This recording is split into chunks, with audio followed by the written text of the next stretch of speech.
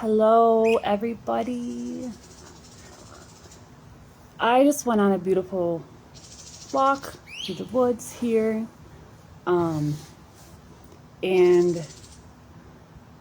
I had a lot of coming through about birth liberation, and I realized I had not yet done a video on this. So here is my video about birth liberation, because I think the idea of free birth and wild birth and unassisted birth are wonderful ventures, and I think it's something that we have to bring awareness to, because I see the serious diminishing of the feminine spirit within the medicalized birth system, and there's several reasons that happens. And when we allow our own liberation, we will then be able to see, will be the corruption behind the systems are revealed. And this isn't a matter of blame. It's not a matter of not acknowledging the space that can be a medical intervention, emergency medicine. And there's a difference between emergency medicine and like treatment-based medicines and pharmaceutical drugs. There's a difference between all that. That was a red bug that looks scary. And it's important to discern the difference between valuable medical intervention, which in my opinion are like emergency technicians, ER doctors, surgeons, which even in those cases, there's so much medical error that happens. And it's because of a couple different factors. One, being ill-educated on the body. I don't feel like the medical system is, I keep hearing stuff behind me. I don't feel like the medical training is appropriate, and I don't feel like they're teaching or learning the way the human body works authentically, electrically, at a cellular level. There's too much science mind and not enough spiritual mind involved. And when we miss the spiritual aspect, we miss a key component of the human being. Our spirit is everything. Without our spirit, we're nothing. Literally, without our spirit, we're just a vessel. And that is the way that the medical system treats humans today, as just a vessel to be treated. And that is the issue. So when we come back to birth, I feel like I'm hearing somebody behind me, but when we bring that to birth, the problem is so much more immense, because birth in itself is not a medical event. It shouldn't be treated as a medical event. It is a primal mammalian nature. And if we treat it as a medical event first, then we completely ignore the immensity of the consciousness shifting, veil lifting experience that primal instinctual birth is. And it's being stolen from women because of a medical system that doesn't honor the spiritual ritual and initiation process that birth is for a woman. It ignores the capacity of a woman and her awakening process in birth. It only acknowledges the physical process of a baby being birthed from a woman. And the baby being alive becomes the most important thing. And women are constantly told that the baby being alive is all that matters. Except that is an absolute lie. Because the way we birth will be the blueprint for the way we mother. And if we're ignored, abused, traumatized, disempowered, and treated like just a vessel that's carrying a baby, we are going to enter motherhood with deep, deep wounds. And then we wonder why postpartum depression is so high and affecting so many women. Because the woman is being forgotten.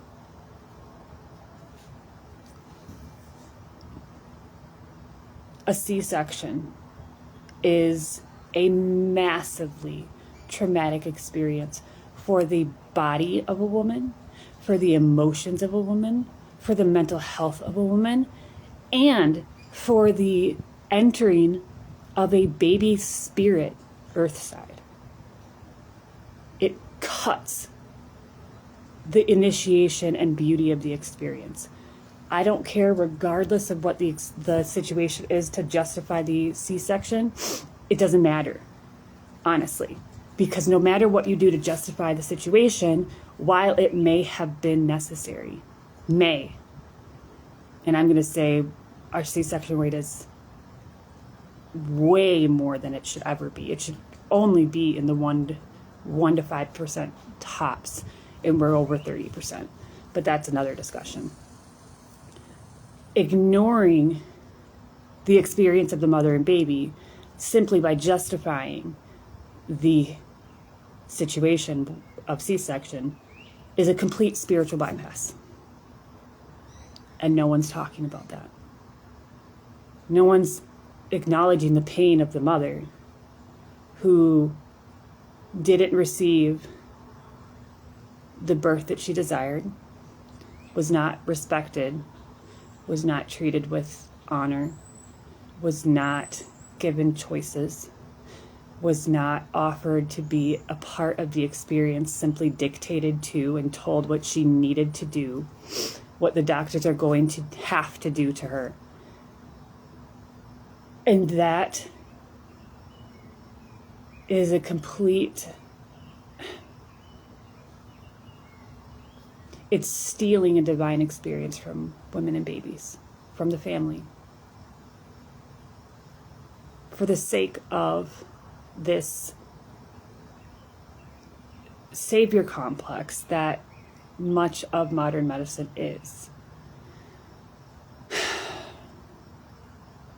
And the hard part is, a lot of doctors and nurses and midwives get into this system, get into this work with good intentions. But unfortunately, due to the pressures of those higher entities in these systems, placing protocols and the science on top of these people, and due to the amount of insane hours and pressures and work exhaustion that these medical professionals experience, I would even venture to say that they're often not even in their own conscious, they're not at their own highest conscious capacity, because they are so overworked and pressured and stressed and worn down in that very system that they thought they could help people. And it gets ripped out of their hands, and it gets ripped away from women. And it's a system that is behind the curtain, just like in The Wizard of Oz. Everyone's obsessing over the movie Wicked, but yet we're not connecting the dots of how that movie tells us about our reality. How it demonizes Elphaba, the person who actually had a good heart and good intentions. And they flipped the script because she called out the corruption. She called out the evildoers. And then the other girl, who was kind of a bad person in the beginning, started to get a good heart because of knowing Elphaba. Glinda, in the end, stays on the side of evil, of those who turn their backs on her friend Elphaba. And now Elphaba is the Wicked Witch, because she stood up for what was right. And she was now outcast. And it's the ultimate story of going after the witches. And it's more a metaphor in my head than actually literal. But the story will tell you the way it plays out. And I see this exact thing within our system. All of it. Not even just the medical system. But when you speak up and call out the corruption or the lies and the dishonesty, then they will flip the script on you to turn everybody else against you. So because you may have experienced firsthand how someone treats you in that system, and then you step away and you speak about your experience to let others know, hey, this is actually not what it seems. Hey, they're trying to present themselves as one thing, but they're actually doing something else. The medical system is a for-profit industry created by John D. Rockefeller. The entire industry is for-profit, and they brought obstetrics into it as another means of profit to exploit birth, not because it needed to be there.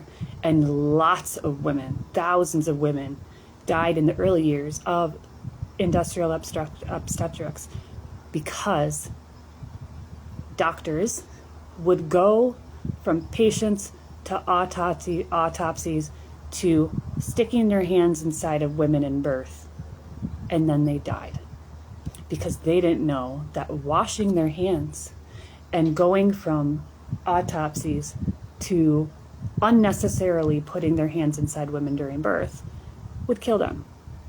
And then they saw what was called, I can't remember the name of it now,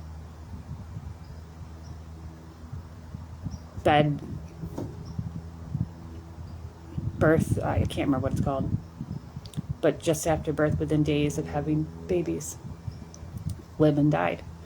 And it only was on the obstetric side of the hospital, the side where midwives were birthing babies, didn't have that rate of death.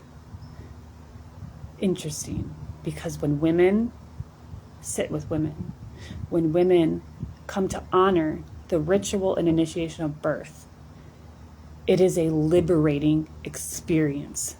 When the mother is put in charge of her own experience, that is where we experience the transformation and the beauty and the sacredness of birth. Radical self-responsibility is where our awakening takes place. Not only with birth, but with health in general, with our wellness. The reality is, the moment you step in a hospital, the moment you take that prescription and fill it, you are saying that your body is not capable of healing itself, that you don't know what other methods to take, so this is what you're going to do. You continue to hand your power to somebody else to solve.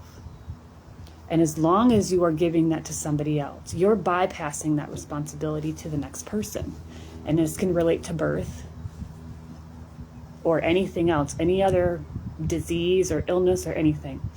When you walk into a clinic and sit with a doctor who you perceive as an expert, the one who knows it all, then you are in a situation where you are willing to compromise and betray your sovereignty, essentially, your self-responsibility,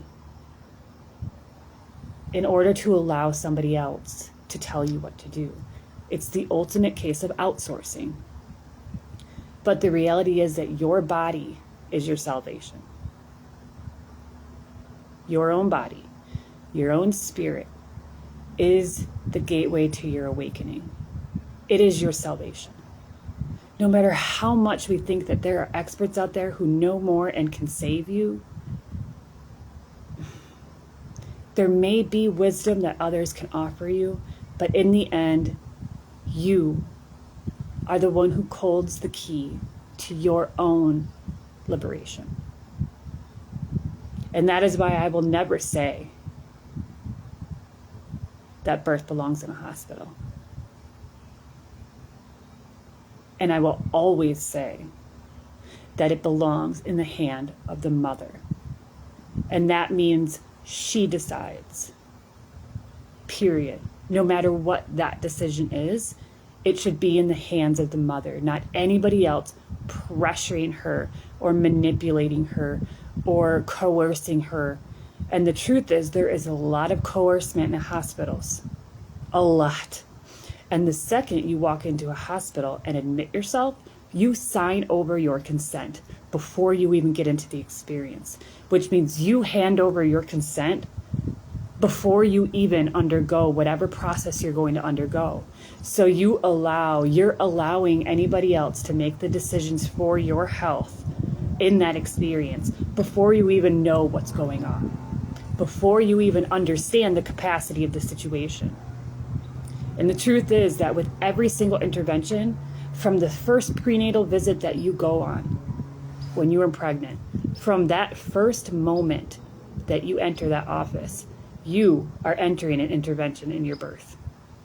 And every single intervention, from the prenatal visits to the ultrasounds, to the testing, to the GB tests. I have a spider coming at me right now. That's crazy. The wisdom spiders. You're cool, actually. From the GB test to any other testing that they tell you that you need to do or that you're supposed to do, every time you consent to any of that testing, just in case, you're giving them more fuel to the fire. You're giving them more reasons to tell you that you have to undergo an intervention. Each time you do that, it gives them more fuel to throw a fire into your birth and compromise its integrity. Whenever you are giving up a piece of your power, you're compromising the integrity of yourself and your experience, period.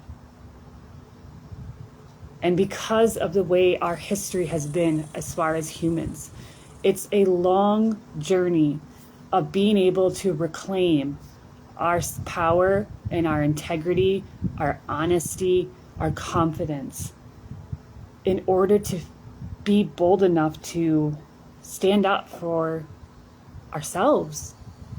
Because we fear repercussions. We fear consequences. We fear not being likable. We fear someone telling us that we're a bad mom. Whatever it may be, every time we allow them to add to their list of things that are wrong with your pregnancy, it gives them more fuel to throw at you, to push into interventions. And with each intervention, whether that be a prenatal visit, an ultrasound, or Cervidil, or Pitocin, it drastically increases your C-section risk. And it compromises the integrity of your birth. Period. Every time. Because it's medicine. It's drugs. It cuts off your intuitive wisdom. The bugs are all over me right now. And in the end, it's essentially dulling your own instincts. It's dulling your spirit. It's dulling your wisdom. It's dulling your voice to allow someone else to decide for you. And I can say that because I've done it. I did it in my first pregnancy, and I was so exhausted and drained at the end of it that I just wanted my baby to be out. I didn't even care how it happened because I was so over it all. And then I didn't get to have the beautiful experience that I wanted. My liberation came with my second pregnancy, or my second birth, where I decided it all because I knew that if I wasn't bold enough to be rebellious and not allow anybody to stampede over me, and that even included my partner at the time, I knew that if I wasn't there for myself, that it would have been compromised again. And in that birth, I kind of felt it on my own. But it became my greatest liberation and the gateway of my awakening, because I haven't stopped learning since that birth experience. And it grew even more with the third birth, another home birth, because I trusted in it. Trust is not even step one. Learning to trust is a byproduct of your own reclamation. Just convincing yourself to trust your body is actually not that easy, and it's not even the first step.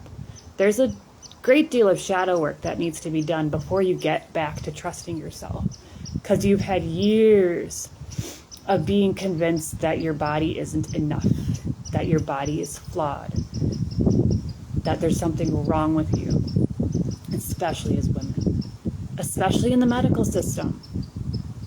You're too thin, you're too fat, you're not smart enough, you're not working hard enough, you're not doing enough, you're doing too much, you're too loud, you're too quiet,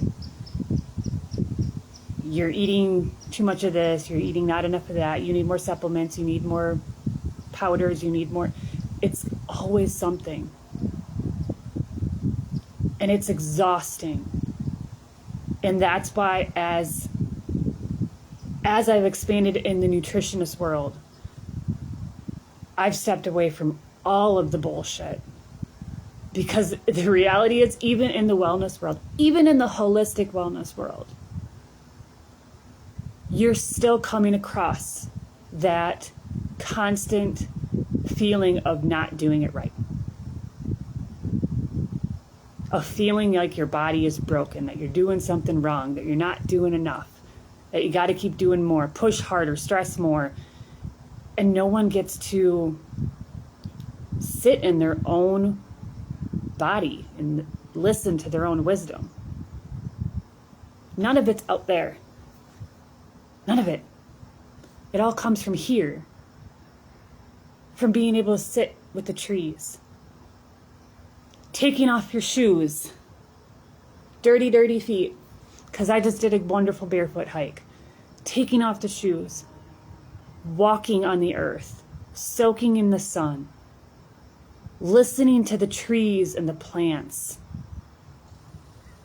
Getting away from all of the electrical noise and pollution of a city. And learning to listen again.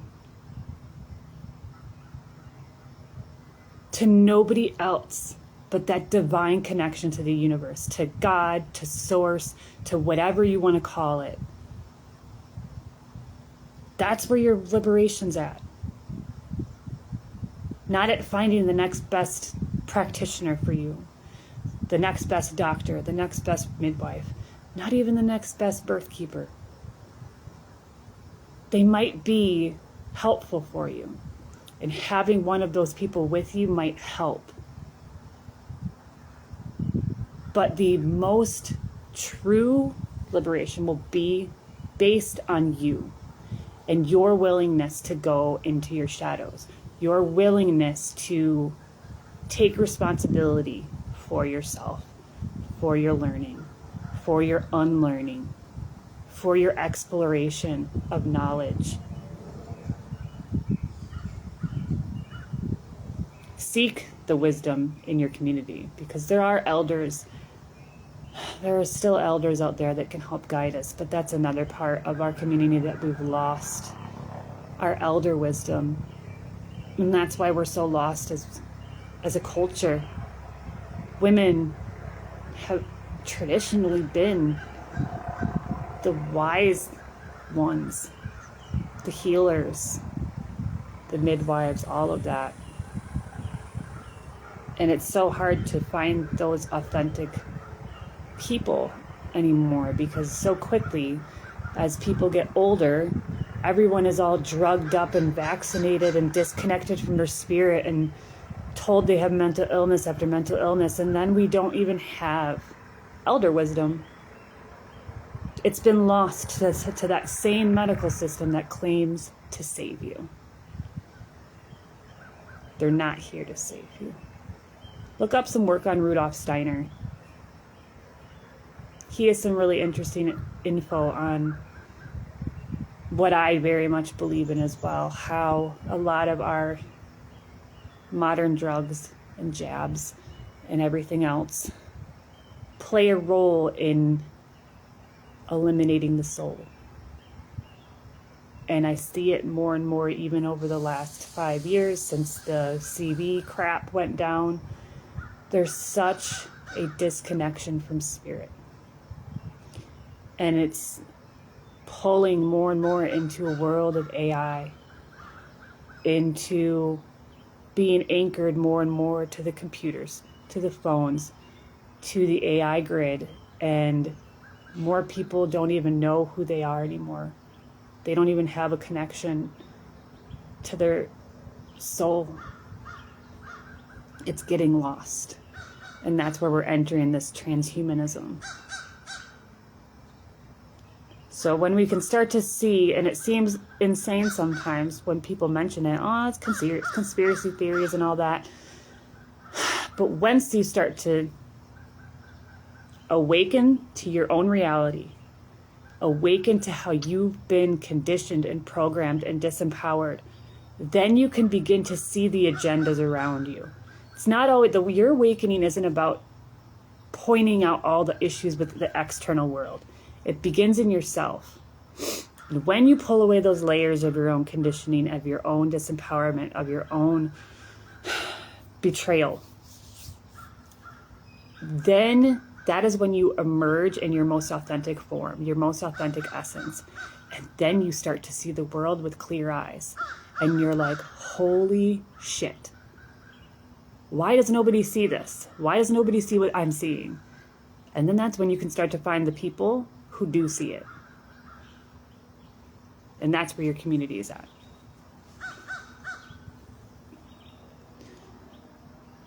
I do feel that with the liberation of the birth world, when women truly will take radical responsibility of their own birth, pregnancies, healing for pregnancy, that is where it's at. And that is why I come at it from a nutritionist standpoint of healing yourself spiritually, physically, emotionally, and mentally before you ever get pregnant. It's going to change, greatly shift, and transform the way we birth. Because as you purify the body, you pull up your shadows at the same time. It begins as a physical purification, and it becomes a deep emotional and spiritual transformation. And as you walk through that, that is where the clarity comes. And that is when we take our power back. And then we shift. It's shifting our consciousness for the next generation. Recreating the blueprint of birth. And it's in our hands as women. No one else can change that except us as the birthing women.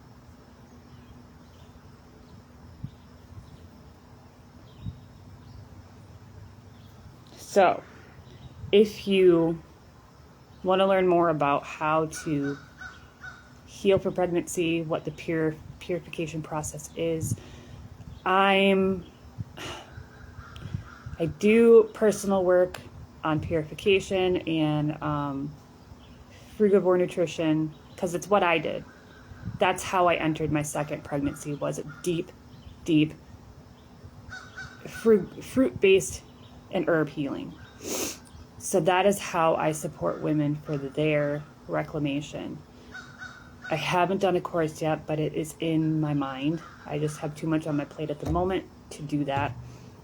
But if you want private coaching on that purification process, you can always message me, find more information on my website. I think I have something set up under the intuitive wellness sessions on my website, and you can choose a plan. I believe it's an 8 or 10 week plan, and the price is set up on there as well. So you essentially pay it in increments or pay ahead, and then we can talk about where to start. So that is where I plan to go, and there's so much to say on this topic because there's so many layers. It's not as simple as just saying, don't trust the hospital and modern medicine sucks. And it's easy to be seen as a villain when you're just kind of calling out the corruption. But for me, I think the greatest thing you can do is begin with your own body and reclaiming that, which starts with healing your body for pregnancy. And that means deep regenerative healing at a cellular level. And that is where you begin to pull up your shadows and begins a much deeper form of body reclamation and body exploration. There's so much medicine within your own being that's not outside of you. It can be supported with things like herbs and flower medicine and essences and food. But the crux of your capacity is already inside you. We are light. We're electrical beings. That electricity running through us is our capacity, and it's huge. So I'm gonna get back home because I think my kids are gonna be back soon from their dads. I hope everyone has a lovely day.